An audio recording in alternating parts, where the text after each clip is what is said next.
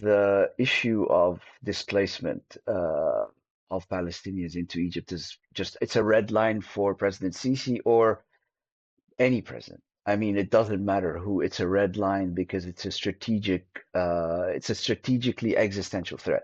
I think it was early on in Trump's presidency when he proposed this, I think last January or early February. And at the time, the Egyptian president was due for a visit to Washington. As soon as this proposal was made, he canceled his visit. Okay, so I published an article about 2 weeks ago where I analyzed hundreds of Iranian-related Western media headlines. Different countries, different outlets, different languages even. And the pattern was kind of telling. The consequent report has been published in several countries, but you can find it on my Substack. One of my findings was, and that was not even the main finding, but one of the findings was that Arab actors rarely quoted, rarely even named, and almost never, and this is the key part, almost never allowed to explain their own region in their own terms, not ours. You'd see decisions described about them, conflicts narrated around them, but voices from within the Arab world were just structurally absent. Not attacked, right? That's not what I'm saying. Not debated, not even misrepresented, just completely erased from the frame. And here's the thing about absence. It's not neutral. Over time, it shapes what feels normal to us, what sounds reasonable, who we unconsciously grant authority to speak. It's like, imagine if every conversation about American politics excluded American voices. You'd notice that immediately. But when it's over there, we have been trained not to see the gap. And that brings me to today's guest, Mohammed Elsoukkary, Egyptian diplomat, former deputy ambassador. Now, I know what you're thinking. Diplomat probably conjures up images of what? Rehearsed lines, carefully calibrated non-answers. Everything sanded down to perfect smoothness. But here's where that assumption falls apart. And this is behaviorally interesting, at least to me. Real diplomacy, the kind that actually functions, isn't about smoothing over reality. It's about navigating it without any illusions. It's about knowing how power actually works, not how it claims to work in press releases and white papers. What makes voices like Mohammed's especially valuable right now, and I want to be precise about this, it's not that they offer just a counter-narrative in the simplistic binary black and white, good versus evil sense that's so often propagated in the US. No, what they do is to reintroduce context, historical memory, regional logic. I mean, logic in itself in American politics these days seems lacking.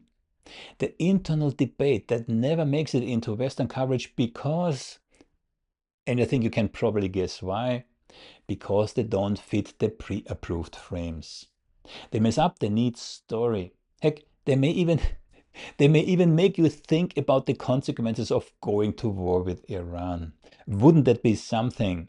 Thinking about consequences. And here's the part that's often neglected. Silencing Arab perspectives doesn't just distort how the West sees the Middle East. It actually impoverishes Western understanding of itself. Think about it. You cannot understand Western foreign policy if you only hear Western voices describing it. That's like trying to understand what a bomb does by only interviewing the pilot who dropped it.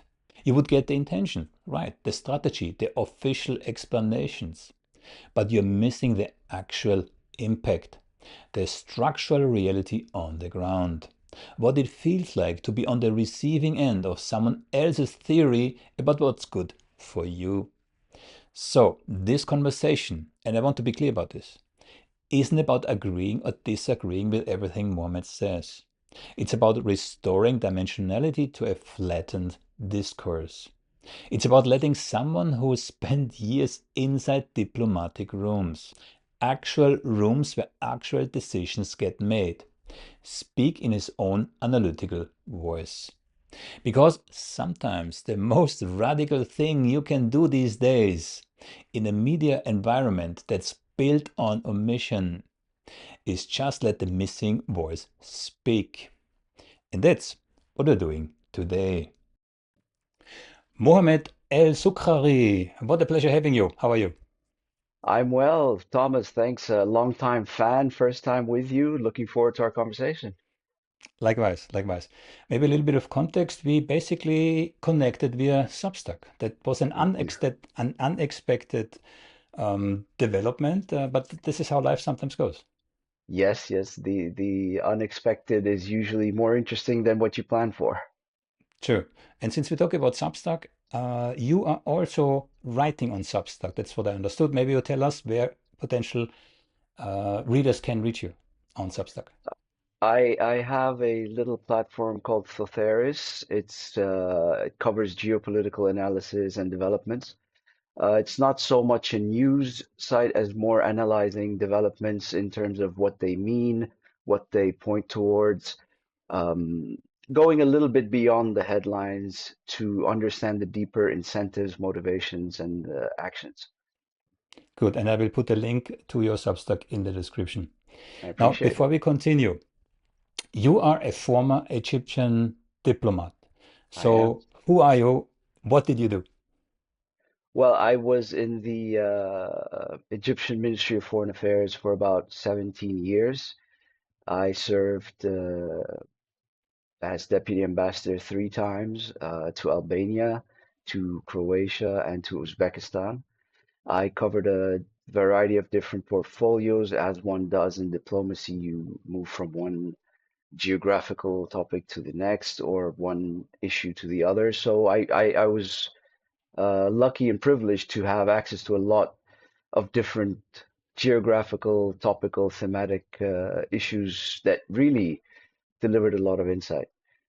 I worked there, yeah, for a little less than 2 decades, and then, as circumstances would have it, I left the service about a year and a half or two ago and moved to the United States to be with my family. Okay, that was my next question. Yeah, where are you located? The United Yes, States. Good, yes, good. in So the it's good Eastern morning. U.S. It's good morning to you and good afternoon to me. Yeah, right. Yes, the day's just starting. Yeah. Now, in these, let's say, 1.5 years since you left the foreign service, I mean, if we would go back in time, and at that time would someone would tell us what has all happened in the meantime, I think both of us would not believe it. Yeah. No, Gaza, Trump, Iran, whatever. I mean, it's a crazy situation, please. no, I mean, this is the interesting thing. With hindsight, you can say, oh, all the indicators were there. But if you were to go back in time without the hindsight that allows you to see the broader pattern, no, I cannot say with confidence that I could have predicted anything that would have happened. It's not only predicting, believing. At that Believe time, at that point in time, I mean, who would have believed if you would have told someone what's yeah, but anyway, this is speculation. Yeah. yes. So where do we start? I mean, there's of course Gaza. There is of course Iran, the military buildup in Iran. But maybe we start with the third option, Egypt, right? So where is Egypt these days, as far as you can, as far as you have the liberty to talk about? In terms of the regional context, Egypt operates from one basic premise that it wants stability, continuity. So I'm sure you're aware, and many of your listeners and readers are aware that Egypt is under a lot of economic pressure. Uh, External circumstances with turbulence add to the pressure. And when you have to invest excessive amounts of focus, energy, resources into securing your various borders, your security situation, you lose momentum on the economic front. So Egypt has a series of different challenges at the moment. So to the south, there's the war, the civil war in Sudan. To the northeast, you have the situation in Gaza. broader regional issues with the growing turbulence in Iran, and to the west, of course, the relatively unstable, sometimes stable situation in Libya. So you've got Egypt surrounded on three out of its four external borders, with the other one being the Mediterranean, with challenges. So the basic principle and the basic drive is to uh, use the diplomatic leverage it has to achieve a sense of stability, continuity, calm things down, and reduce the tensions, reduce the potential for problems moving on in the future.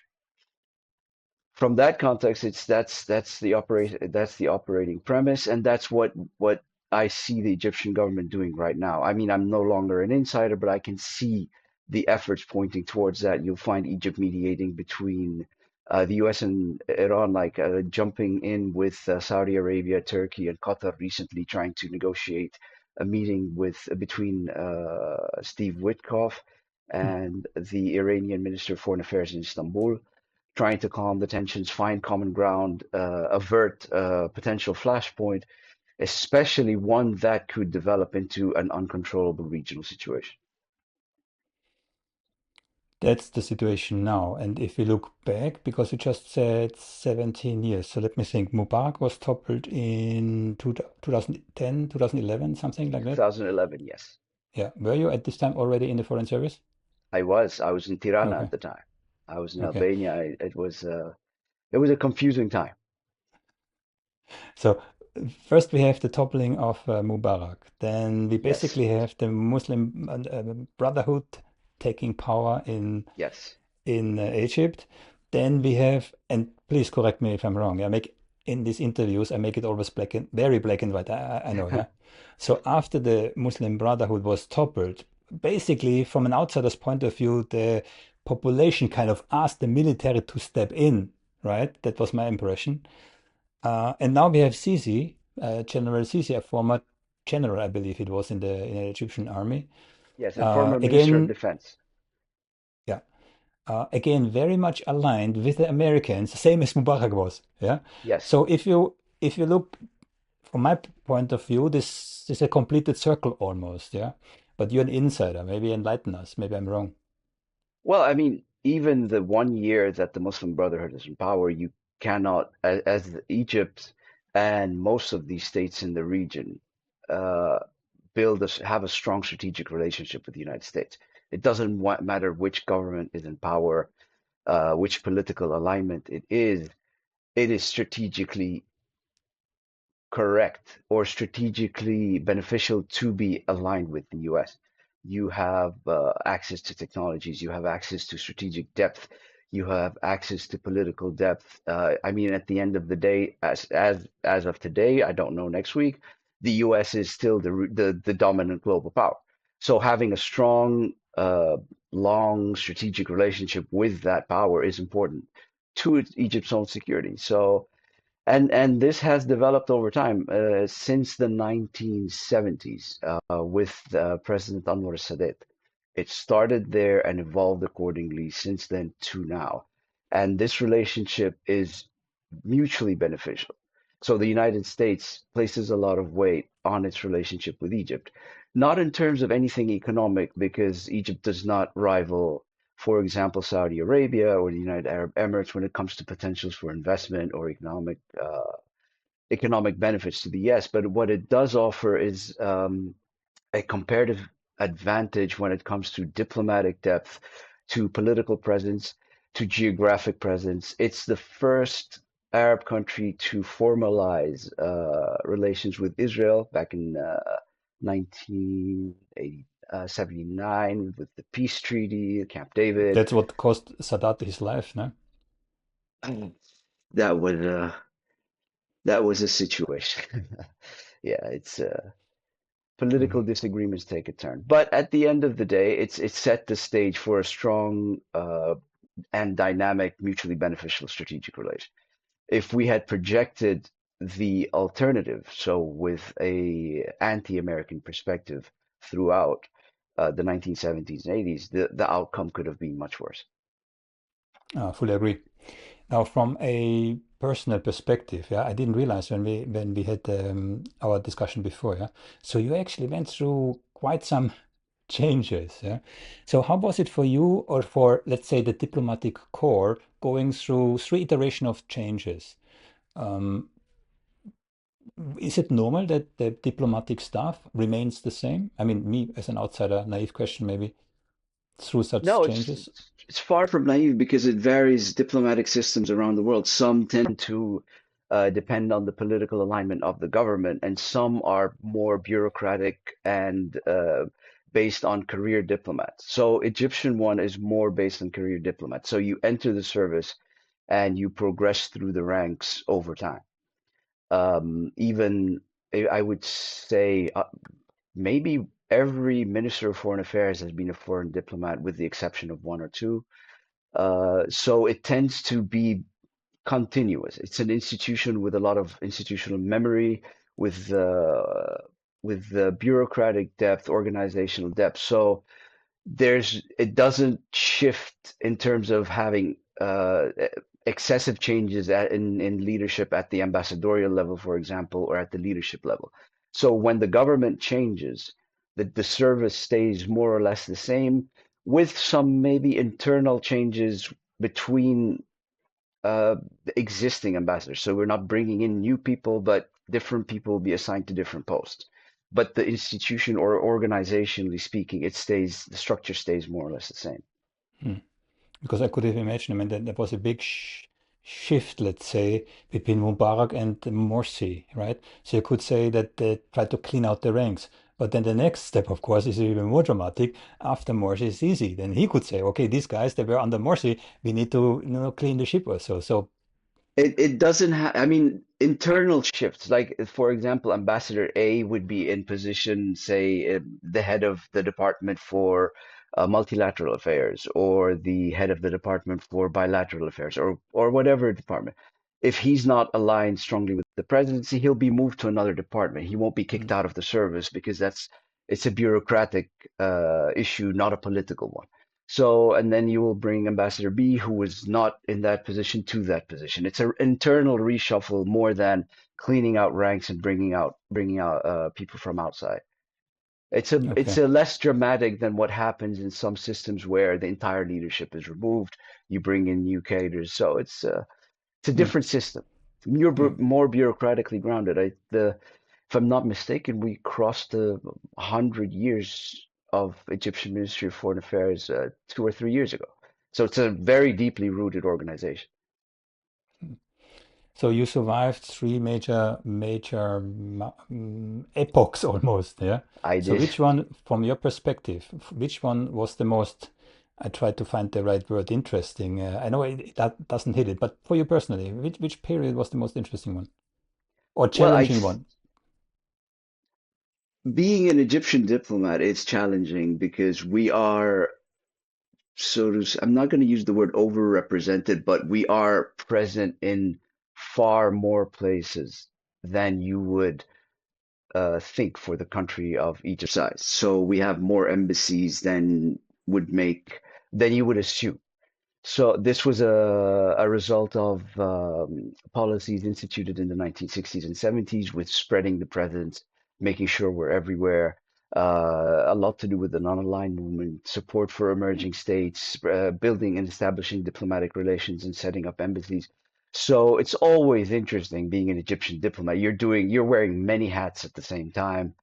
Uh, the leadership changes, shifts the direction of policy, but inside the ministry itself, the work adapts to the shift in policy, but it stays almost at the same dynamic phase.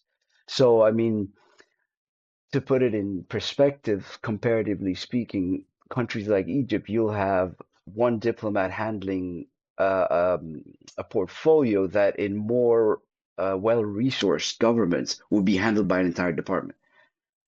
So you juggle a lot of hats at the same time, and it's always dynamic. It's always interesting. There's always something new going on, whether on a micro level, macro level. So I can't really say any particular period is my favorite, because as the epochs changed, my own position within the ministry changed. So it's not a fair comparison. What I was doing in Uzbekistan is not the same as my situation when I was in Albania earlier in my career. My perspective was different. My maturity, both organizationally and personally, was completely different. So I could say the earliest phase was my favorite because it was exciting. It was new.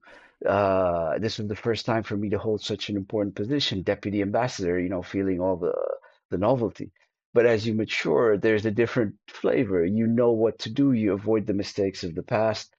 You have a new renewed momentum. You engage more. So it's really I can't say this was my favorite. Each one had a different flavor. We already briefly mentioned Anwar el-Sadat, who kind of brokered well, I don't know if he brokered it, but he signed the peace deal, consequently was shot. I was actually at the very spot where he was shot in Egypt. But the peace deal itself still holds till today. Yes. Why is that? I mean, there would be from Egyptian side quite a number of incidents that, and I think there were a number of occasions where, it was hanging in the balance, yeah. But on general, what's your explanation that the peace deal between Israel and Egypt still holds? Well, I'm a very grounded in realism. I adopted very grounded and realism perspective when looking at geopolitics. The core reason it holds is it's in both Egypt and Israel's interest, and it's also in the interest of the United States for this peace to hold. I think that's Egypt, key. Yeah, yeah. yes, it's at the core of it. Most governments, whether they change or stay the same, will find that when they look at the pros and cons, that it's more beneficial to keep this architecture alive than it is to unravel it. You mentioned incidents. Yes, there's a lot. I mean, at the border, it's we have what 200-kilometer border with Israel. We have the border with Gaza. There's always flashpoints. There's always issues, but they're quickly handled at the higher level because you as a mature political state, you cannot allow a single incident to dictate to you a devolution of your strategic positioning. So you handle it, you take care of it, you manage it, you find out what caused it, how to stop it, and address the issue itself. But for now and for the foreseeable, at least, unless something a complete black swan happens, this architecture is very strong, reinforced recently by the American support for Egypt as in its role in the region. So, if you recall, with the American president, President Trump, he opted to co-host the signing of the ceasefire in Sharm el-Sheikh shortly. So he went to Israel and then he went directly from the Knesset to Sharm el-Sheikh for the ceasefire agreement. It's a case of geopolitical optics. I'm sure you understand that with your behavior, your background in behavioral psychology. It's showing the positioning of Egypt in this region. And more recently, if you recall, the US was very strong in advocating for the gas deal between Egypt and Israel. It was a step to align the interests and reduce points of friction of the two countries. Just another added factor. You've got the security considerations, you've got now economic considerations, you've got the diplomatic considerations. You don't want to close a channel where communication is possible. Egypt has a Hmm. lot of influence in the Middle East. It has a lot of weight in terms of political say, in terms of diplomatic sway, and closing that channel by sort of demolishing the peace architecture is to no one's interest at the end of the day. Hmm. Now, how is the point of view of other Arab countries vis-a-vis Egypt having a peace deal? Yeah, now before, I mean, not so long ago, there was this kind of trajectory very much aligned with Netanyahu to normalize the relations with other Arab countries. Yeah, I think Kachoshi's, I mutilize his name now. Yeah, murder in the Turkish embassy kind of, um, you know, made it impossible for Saudi Arabia, for example, um, to go in the same direction, right? So when we talk about further normalization, with Israel. Where are we there? Or how do other Arab countries see that? Well, from going back to the Saudi Arabia situation, after the Khashoggi murder or incident in Istanbul, the American administration under Biden, if you remember, his campaign was based on quote unquote making Saudi Arabia pariah. That escalated tensions very strongly between Riyadh and Washington. And over the course of that time, I mean, at least the first year, they were almost on non-speaking terms until 2022. Once Ukraine broke out, Saudi Arabia became very, very important in terms of global energy flow. And Joe Biden went to Saudi Arabia and sort of reopened the dialogue. Now, the issue of normalization is, for most Arab countries, is a calculation of domestic political cost versus external benefit. So, especially under this Netanyahu government, normalizing is politically toxic, domestically speaking, even if it's in the immediate interest externally. If you normalize now, the domestic repercussions could be very, very big, very considerable, because you've had the images of what was been going on in Gaza over the past 2 years. So to normalize and shake hands with the perpetrator and someone who's accused by the International Criminal Court of war crimes, for what? What are you getting in exchange for that? So domestically speaking, it becomes toxic. As for the future, I mean, we have the elections in Israel taking place this year. If if the opposition takes the government, maybe things can change. But as it stands, it's the political calculation of normalization is very, very difficult with the Netanyahu government. It would have to have immediate and long-term benefits that governments can point to for their domestic populations. Hmm. In 2020, I think, if I'm not mistaken, both the United Arab Emirates and Morocco joined the Abraham Accords, so there was some momentum there. Um, but since Gaza, no, nobody. It's very, very difficult to do that. Hmm. Nevertheless, and that brings us right away in the present, where we have an extreme military buildup against Iran.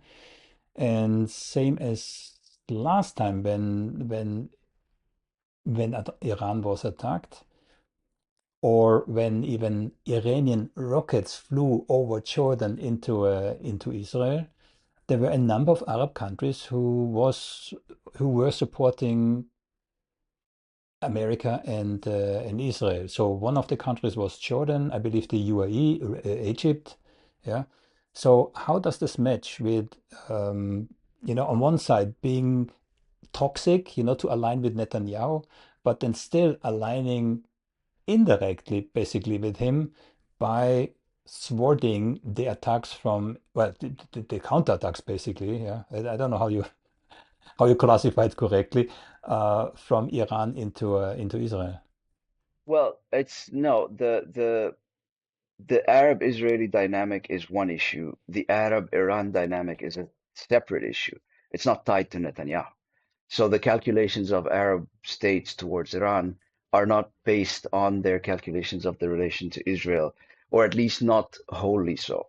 That's the first. I mean, we have to sort of detach one issue from the other. As for the issue of countering Iranian rockets, a lot of the countries you speak of, these rockets fly through their airspace. So the risk of these rockets failing midway, for example, it's not defending Israel, it's defending your own territorial space. So, for example, in Jordan, if you have missile flying over your territory, you're shooting down the missile so it doesn't hurt someone in your territory. You're not stopping the attack from getting to Israel. It's not the purpose is incidental. It stops it from getting there eventually, but you're not doing it for that reason. You're protecting your own airspace. Uh, you want to make sure that these rockets don't go through, and you're also testing your own defense systems in case a future scenario happens where, for whatever reason, Iran decides to target something inside Jordan or the Emirates or Qatar, as happened after the last American attack. So it's not necessarily a black and white situation where you can accuse the United Arab Emirates or Jordan of defending Israel more so than defending their own airspace.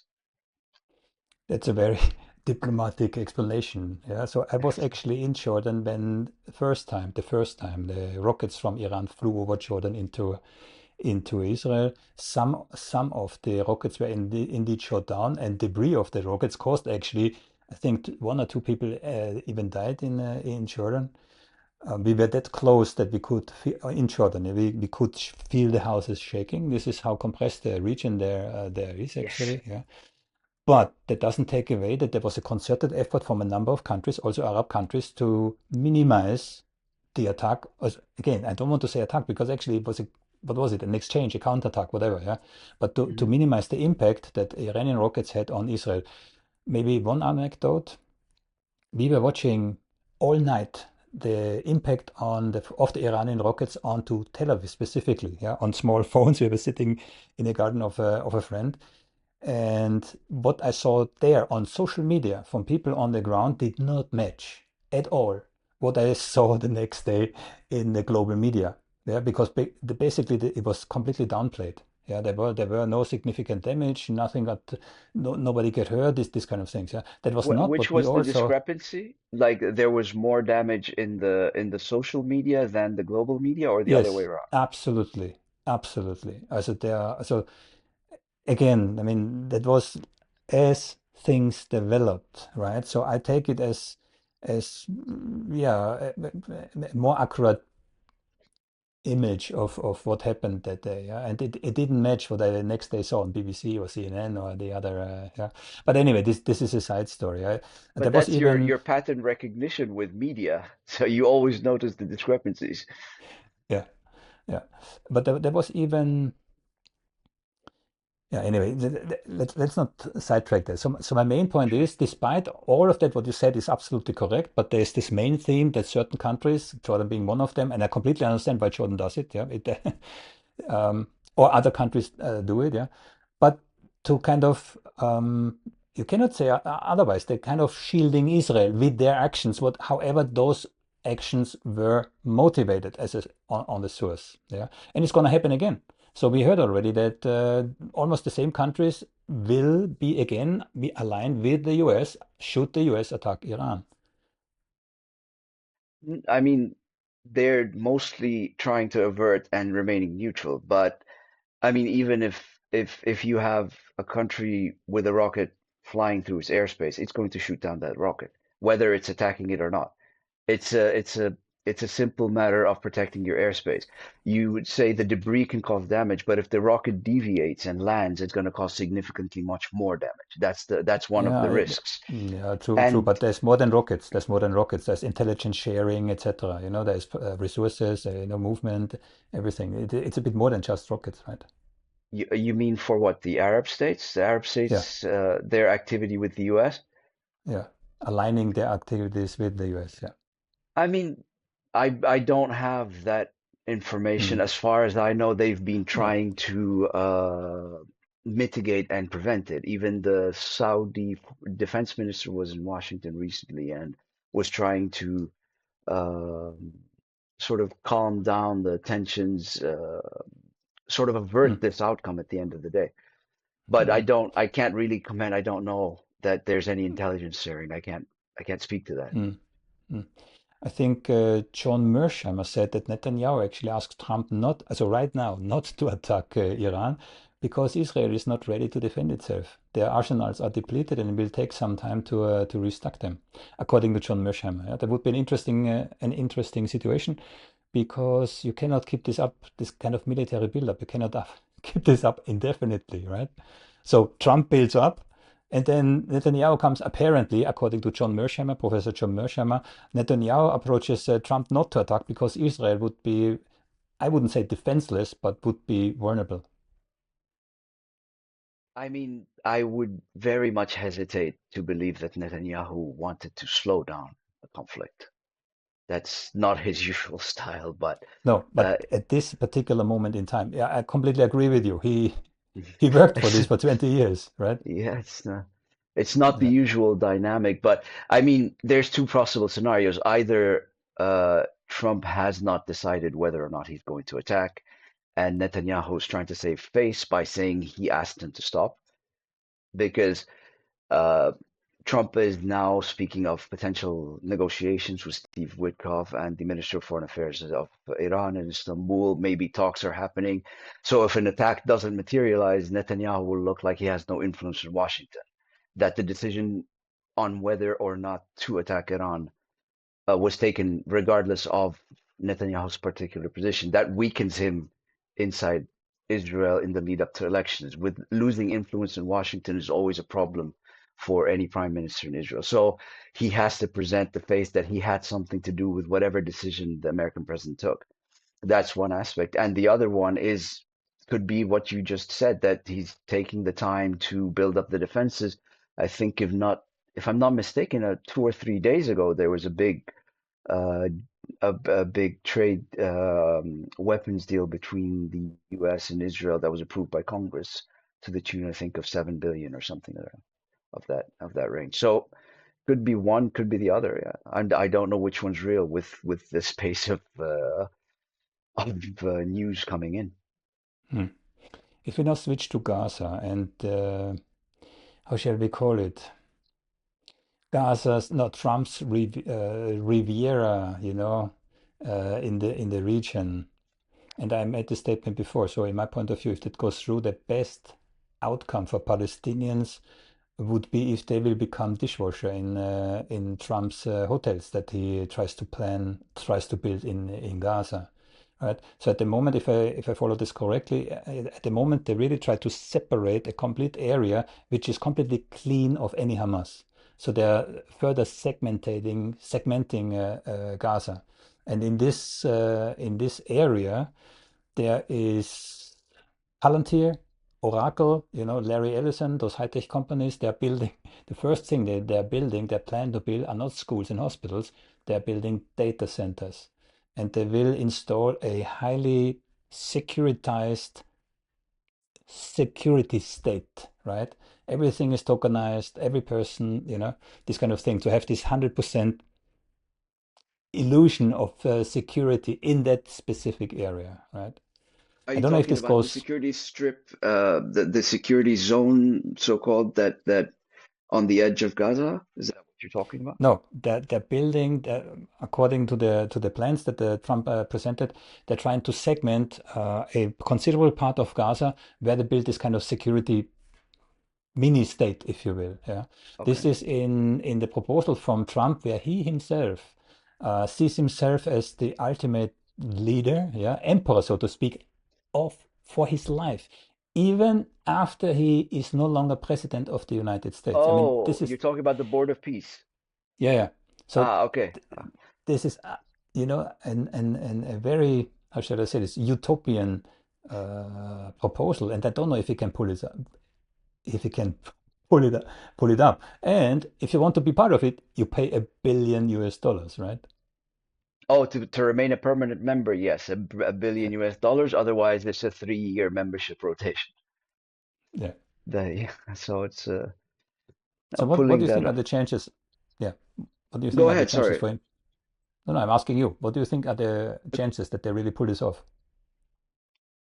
Pull off the Board of Peace vision Yeah. for. Yeah. I mean, I read in brief I haven't read it all fully in depth, but the Board of Peace doesn't mention Gaza.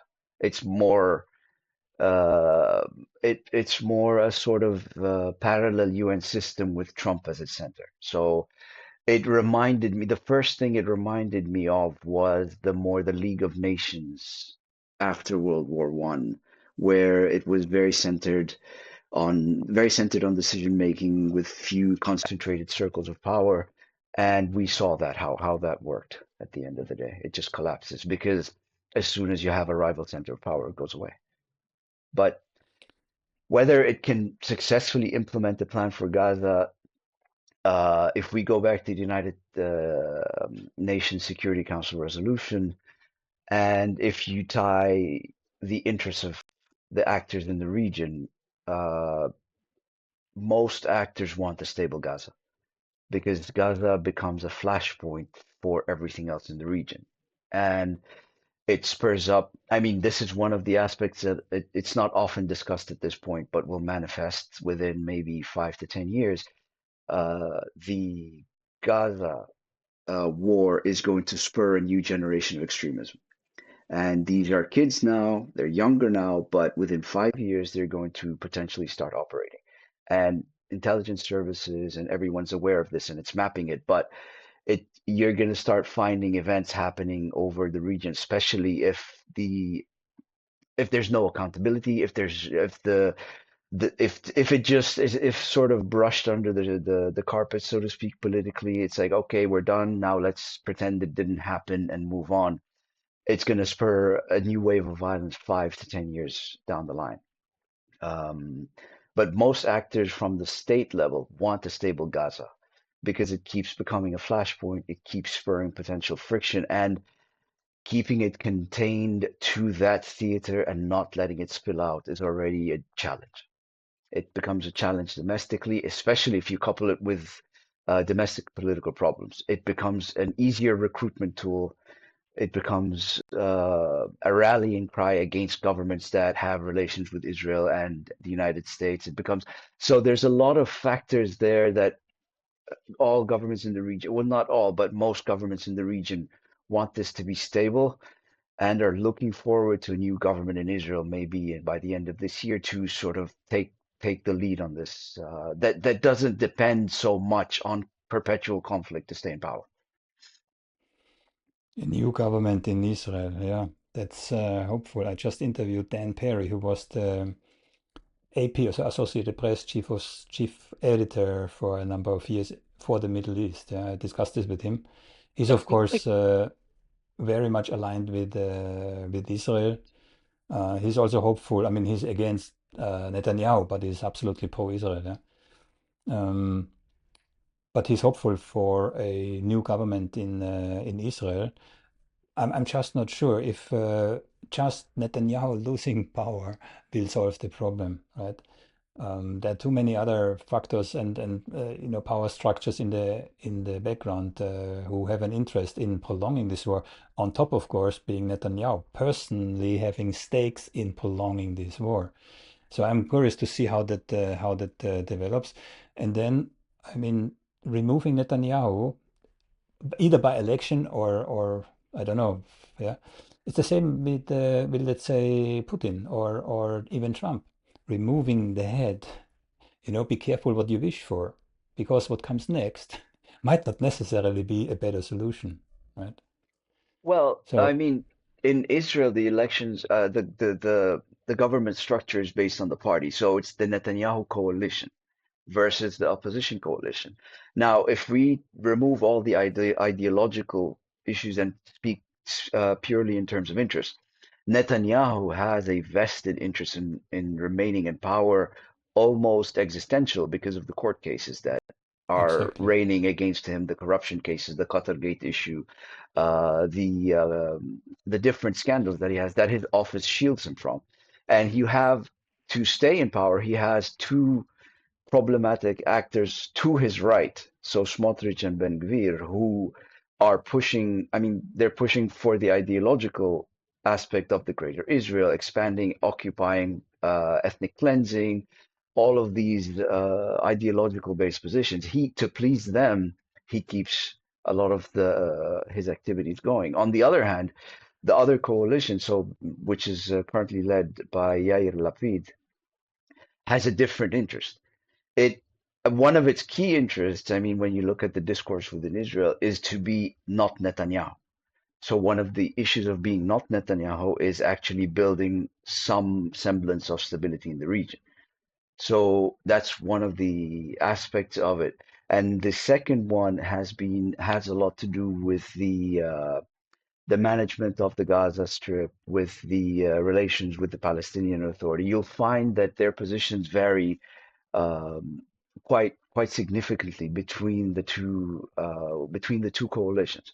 So I mean, removing Netanyahu alone and having somebody else from the same coalition, yeah, you didn't solve the problem.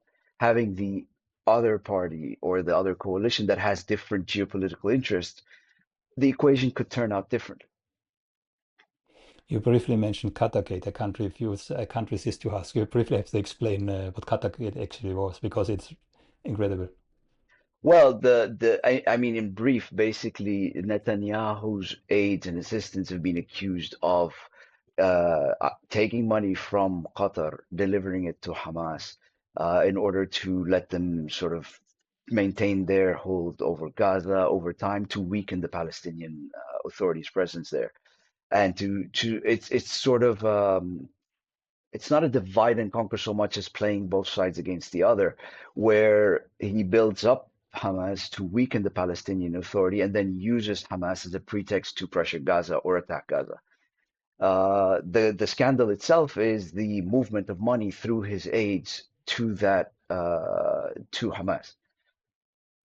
Yeah, and there's another scandal, which well, Netanyahu has three corruption scandals running, and I think Yes. there's this. First of all, if you allow me, so I wrote the piece about the Qatargate a while back, but incidentally today I published a piece called "The President and the Spy."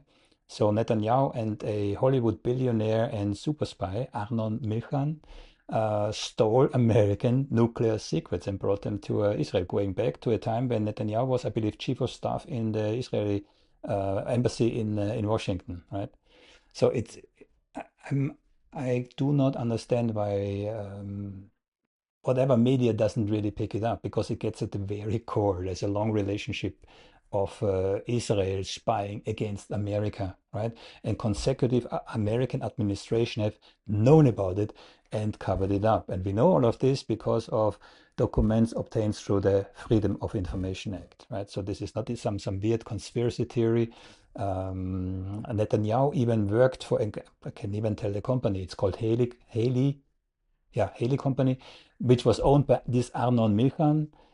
And Netanyahu actually worked for this company, and they used this company to smuggle nuclear secrets out of America. And the interesting part is this Arnon Milchan is a Hollywood billionaire who produced movies like Pretty Woman, 12 Years of Slave. Also, he's the number one top producer in Hollywood. This is not a small guy. And he said all of this, and now I'm talking too much, very briefly. He said all of this on an Israeli television documentary where Robert De Niro was sitting next to him and confirmed everything. Yeah.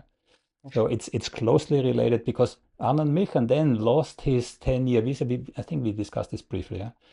And then went to Netanyahu. Netanyahu went to John Kerry three times. The visa was reinstated. So that's why Netanyahu has power over Arnon Milchan. This is the case 1000 corruption scandal, yeah? So anyway, if someone is interested, it's published today on my Substack. The I'm Prime looking forward to Minister, reading it. the Prime Minister and the spy. Incredible story, yeah? Incredible story. But coming back to Netanyahu's or even Israel's future, I do not know.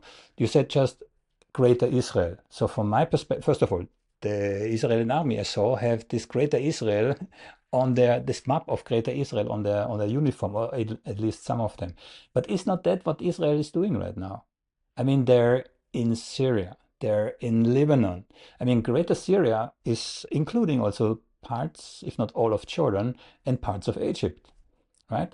So at this very moment, Israel is actually expanding in the direction of a greater Israel. Can this all be reversed back if another government, even the opposition government, comes in? Do you think they're really going to reverse that? Not necessarily reverse it. I mean, there's a long tradition of called changing the facts on the ground and then negotiating. So it would be politically toxic inside Israel to for a new government to step back from the victories, quote unquote, of the previous one. It would just make their loss in the next elections much quicker, even if they wanted to. So if, let's say, for example, Netanyahu in Syria, he secured security depth in the beyond the Golan Heights and towards southern Syria. If the subsequent government were to say, "Oh no, no, no, we're not going to have the security depth, we're going to withdraw from it without guarantees," what happens? They lose the elections next time because the opposition at the time is going to say, "Look, they're exposing us to danger." So it becomes this cycle. Even if they don't want to, they will be compelled to keep it. Um, it really depends at this point on how much they manage the relationships and how they build an architecture with all the neighboring states. Um, Distancing themselves from Netanyahu is one thing, allowing themselves to be painted as the ones who expose Israel to security threats within the national discourse is a completely separate issue.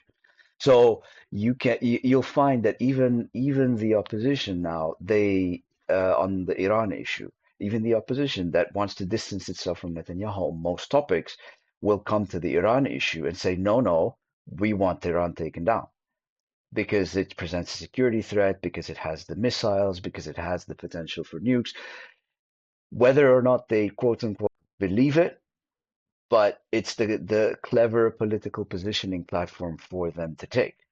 You cannot go and say, no, we don't want war with Iran while Iran is fighting or sort of in an adversarial position with the United States. It weakens your position with Washington and then it weakens your position domestically. So that's the trade-off, domestically speaking. Change the facts on the ground, but if you try to change them back, you get accused by the opposition of exposing Israel to security threats, exposing it um, to war, exposing the Israeli people to this or that. It becomes a point of attack against you, even if you don't want to do it. So the political dynamic compels it, whether or not they're ideologically tended towards that. Now, for the project itself, whether Israel can do it or not, I mean, at least at this point, it's not sustainable. You simply do not have the resources to take and keep all these regions that they are looking forward to. It's just you could absorb a little bit every year, but then you have to keep fighting for every inch, and you're going to have people fighting from the other side, and it locks in the cycle of war. Now, the cycle of conflict itself is useful because so long as you're under threat, you're getting aid. So long as you're getting aid, there's a reason for the special relationship. So long as there's a reason for the special relationship, you can keep your sort of unique position in the region. If we were to put a hypothetical and say, okay, tomorrow peace broke out in the Middle East, Israel is not no longer at war with anyone, everybody's okay. What's the point of the special relationship? Where's the funding coming from? Where's the special status? Where's the money? Where's the political support? How do you galvanize a population inside Israel to support you politically for the next elections if there's no threat? It becomes it becomes a problem. So the presence of a sort of like simmering state of conflict is useful. All out existential war is not. Too much peace is not. So this sort of in the middle situation is politically functional, politically useful. It's an unfortunate and almost psychopathic reality of geopolitics that you can find across the world. You can find it in different places in Europe and Middle East, and this tension helps governments position themselves. Now, Israel is a bit on the sidelines when it comes to the Iranian topic geographically. Yeah. But if you look at Gaza, that's different. So Gaza, Egypt has a direct border with Gaza and has blocked the border, I believe, or is it now reopened? I think It's it's reopened still, as of a few ah, days ago. yeah, a couple of days ago. Yeah. So how, I mean, again, we talked about this before, the alignment, the Egyptian alignment with the, yeah, let's say US at least, but also to some degree with Israel. Yeah. Now, Trump proposed, I mean, there were X proposals, yeah, around, but one I remember because it really stuck out. He proposed to kind of migrate, the Palestinians from Gaza into Egypt and Jordan. Yeah.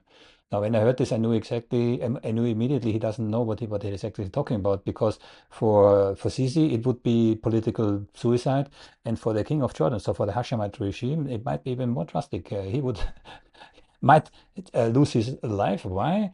Because there is this, and I have discussed it with five senior diplomats in Jordan, one of which was the former foreign minister of Jordan, Dr. Marwan Mouasha, um,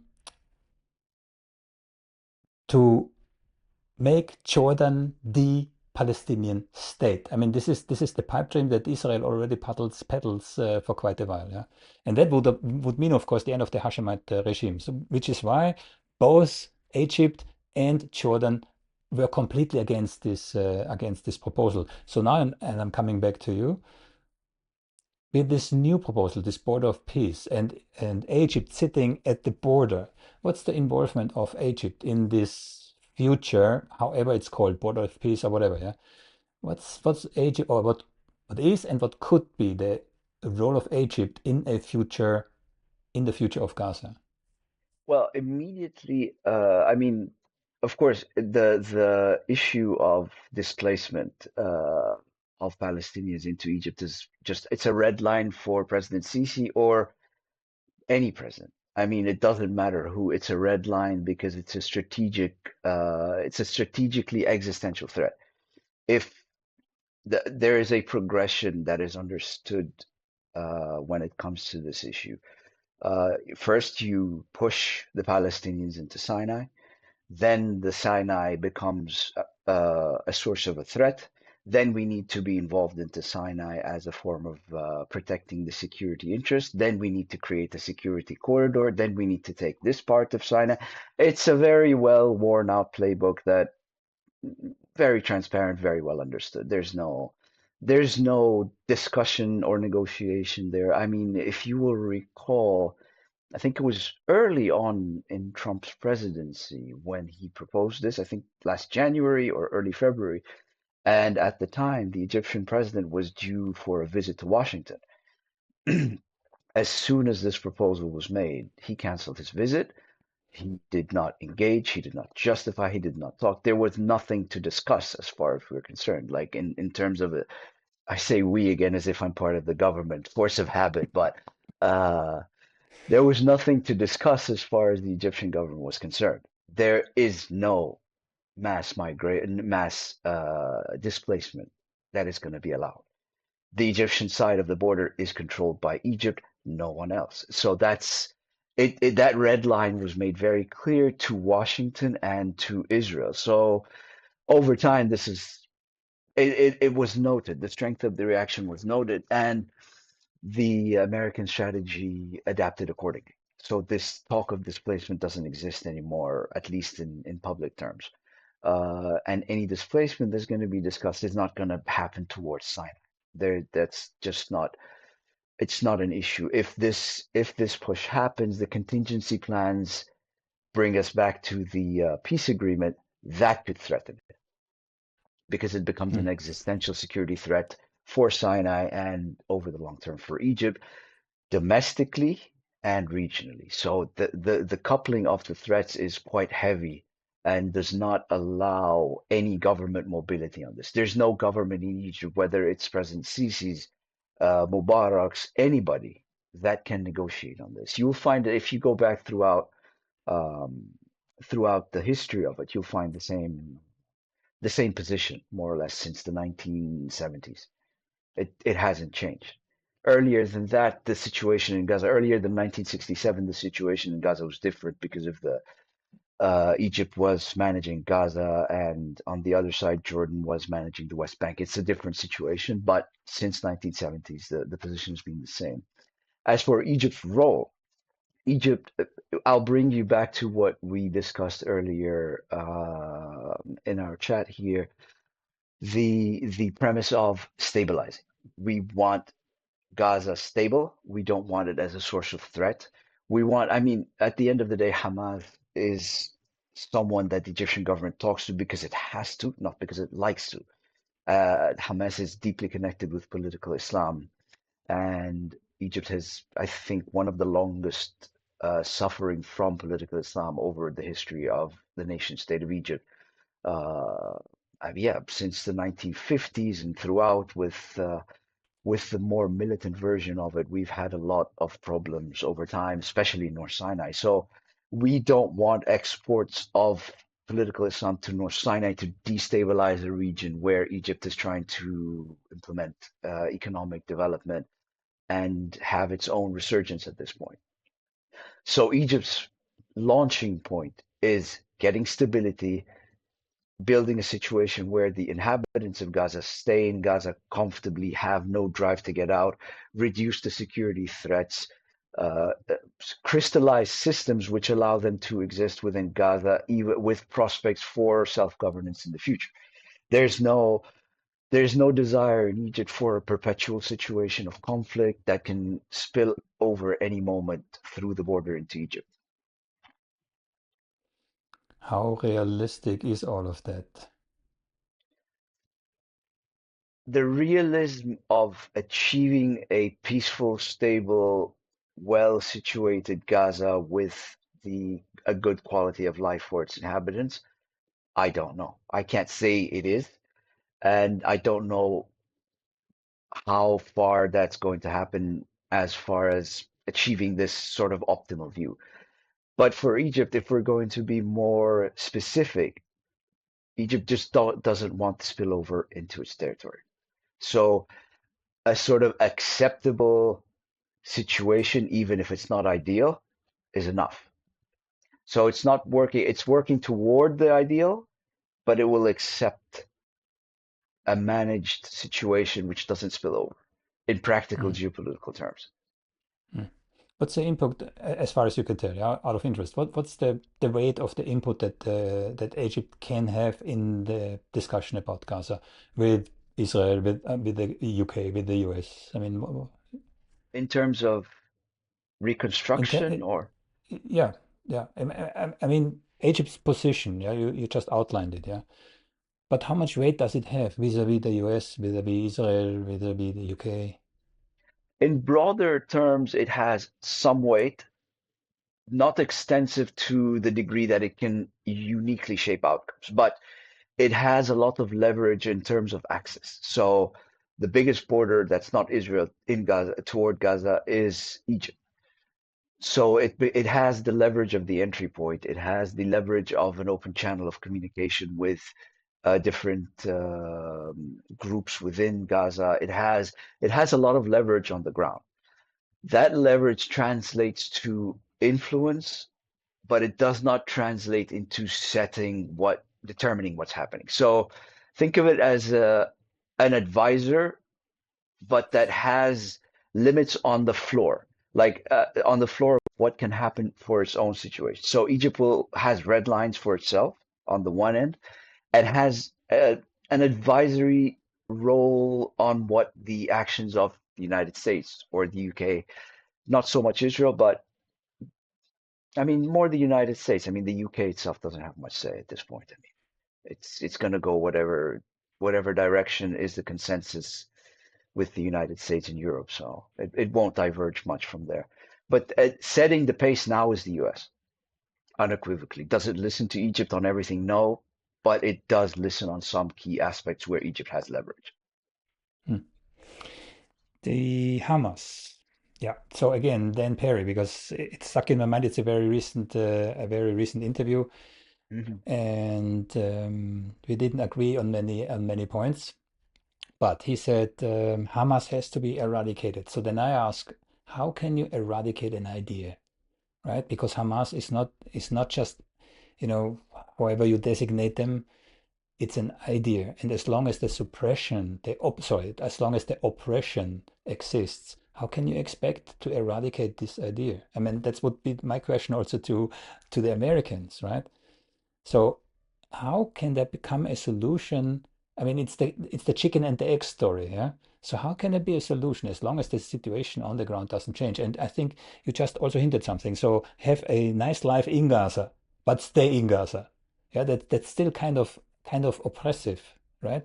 I mean, you can travel, I can travel, they can't travel. Yeah. So it's not only travel, it's everything, airspace, cyberspace, everything is controlled.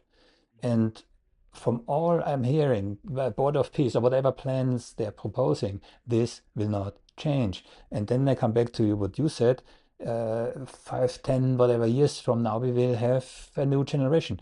Well, if I put myself in a young guy who survived all of that up until now, that doesn't take 5 or 10 years. You know, the moment there is an opportunity to kind of revolt against this continuum of oppression, they will do it. right? Well, I said 5 or 10 years because um, the effectiveness of anyone revolting now is very weak. Mm. Israel is on high alert. Everyone in the region is on high alert. The youth themselves, the survivors themselves, will be still traumatized and in a survival mode rather than sort of proactive revenge mode. So the progression usually is after they survive and after a few years, like a time window. I gave 5 years as an example because I'm assuming the most active participants will be in their teen years now. They are the ones who will be in their 20s 5 years from now, and they will be the ones who will be leading any efforts if the core issues aren't addressed. Um, as for the issue of, you said mobility in Gaza, I'm not sure. Well, it's basically U.S. Ambassador, U.S. Ambassador Charles Freeman, and he's not the only one. He said it's basically open air prison. It's basically that's it. And Oh, then, so yeah, yeah, as it was yeah, since 2005. I mean, since yeah, before, yeah. yeah, The restriction on the movement in Gaza itself.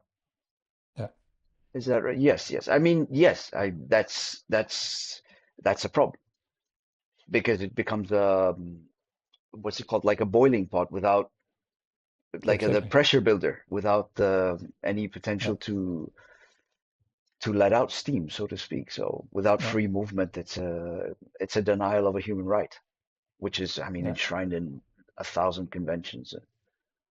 yeah. Um, I interviewed Professor Omar Bartov. He's a genocide specialist, also studied the Holocaust, these kind of things. And again, I make it very black and white. But he says there is a trajectory to genocide. Yeah. So first you dehumanize them, which we clearly see. They're all beasts and whatever. Yeah. Then you try to get them out, and if you can't get them out, you kill them, right? And uh, with all these projects that we are seeing now, I don't see anyone getting the Palestinians out of Gaza and the West Bank, right? So if Professor Omar Bartov is right, then we are going in a very dark future. Yes, I mean, I would add to that, historically speaking, it's a self-reinforcing cycle. So you get the rhetoric of dehumanization, then you get the violence that's built on that. But then you have to justify the violence to yourself. So the rhetoric of dehumanization becomes more extreme, and then the violence becomes even more extreme. So that's where you find the the the patterns of genocide happening and ethnic cleansing and just incredible violence across humanity. Yes, if the discourse does not change, yes, a few years down the line it'll be a huge problem because while politically convenient and expedient to create the enemy that you use to win political support now, that same rhetoric is going to justify the violence of tomorrow, which then has to justify the rhetoric of the day after, and so on and so forth, each escalating with every iteration. So it's a huge problem that needs to be addressed before it grows out of even even more out of control than it already is. Mm. Before we conclude this interview, there was one thing that I'm really interested. So if I saw this correctly, you wrote about AI diplomacy. Can you I explain what did. you meant with that? Well, I have the luxury of looking from outside for once, and my departure from diplomacy coincided with the sudden surge in AI. Uh, AI is a bit different than all the technologies we've had before in terms of impact, in terms of how much it makes work easy. I wrote a lot on it as a sort of from the luxury of where I stand, in that it offers so many tools that I, I theoretically you'd think it's going to enhance diplomacy, but having been inside the system, I can already see the mistakes that are going to be made and how it's going to be misused to sorry, on the individual ministerial level, to become a sort of substitute for a lot of thinking. So when you're under pressure to produce 10 reports or 20 reports, you're like, okay, I'm going to use this thing. And oh, I can produce 10 reports in a day instead of a week. I can improve my positioning. I can improve this. And then you're going to find the race keeps on going on, and more output is produced by AI. And interestingly, the outputs that are produced by AI in diplomacy are received by other ministries that are using AI, that are now taking this AI to run it through their own. And then you get, I think I titled my piece on this, I called it the AI Urberus, where it's eating itself. And over a few years, if this is not identified and addressed, you're going to find basically AIs within different ministries talking to themselves, and a sort of a gray diplomacy that doesn't actually exist in terms of humans interacting with each other, with losing nuance and losing that sort of diplomatic added value. The other issue I find is I'm not a programmer, but I've been experimenting a lot trying to understand how AI works, and most of them are people pleasers.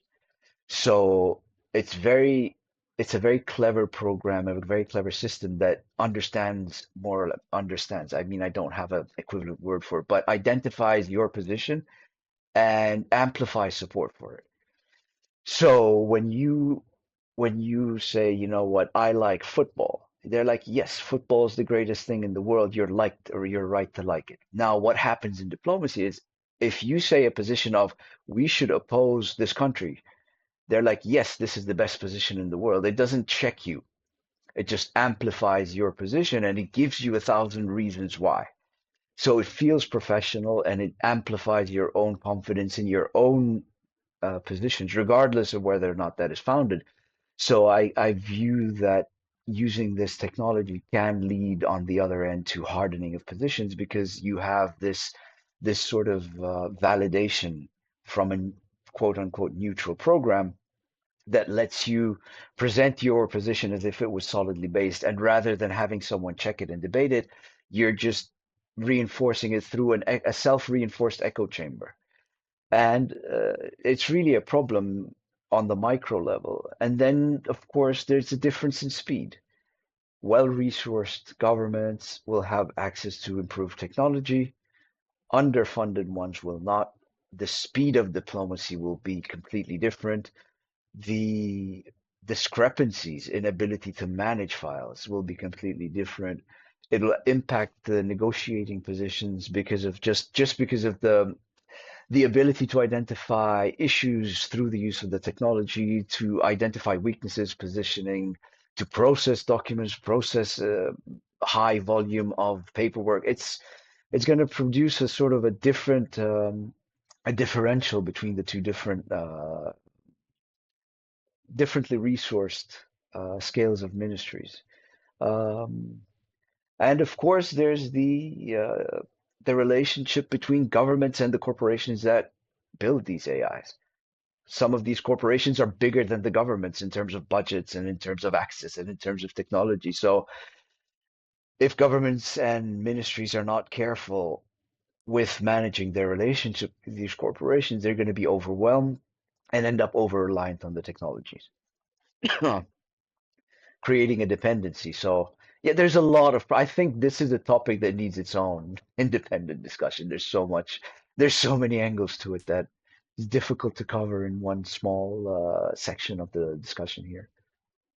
Fully agree.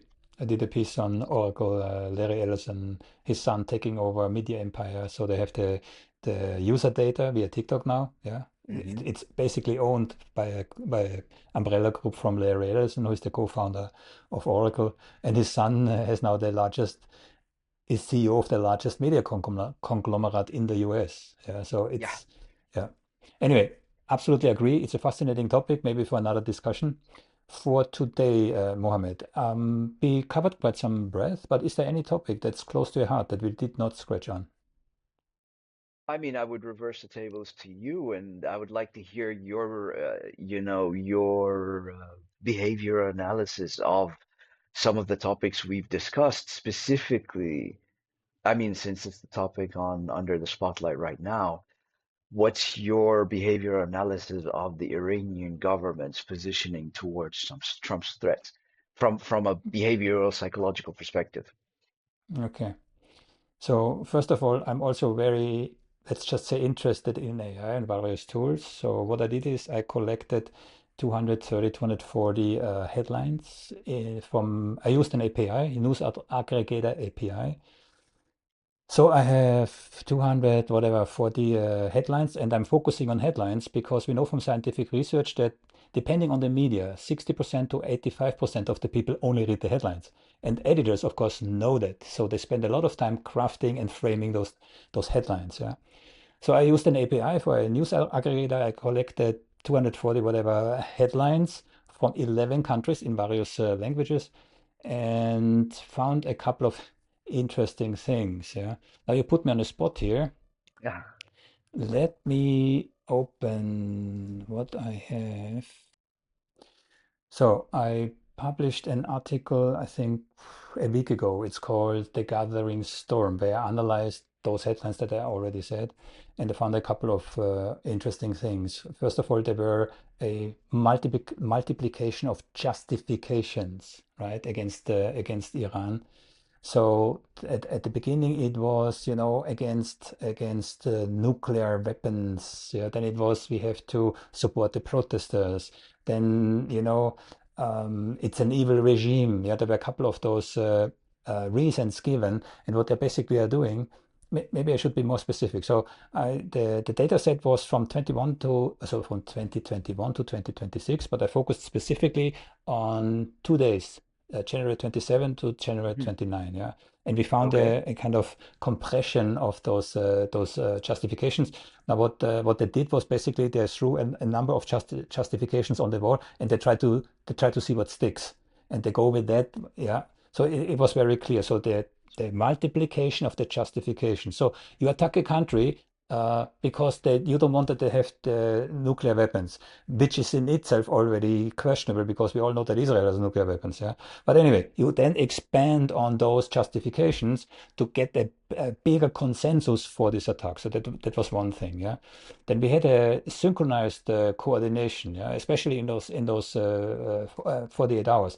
For example, the Revolutionary Guard has been designed as a terrorist organization by a number of countries. So the US had done this before, but in this specific time frame, for example, Germany, the German parliament, yeah, this is not something that happens on a whim, right? No. Normally, this is prepared, but it only went into the headlines in those specific 48 hours, right?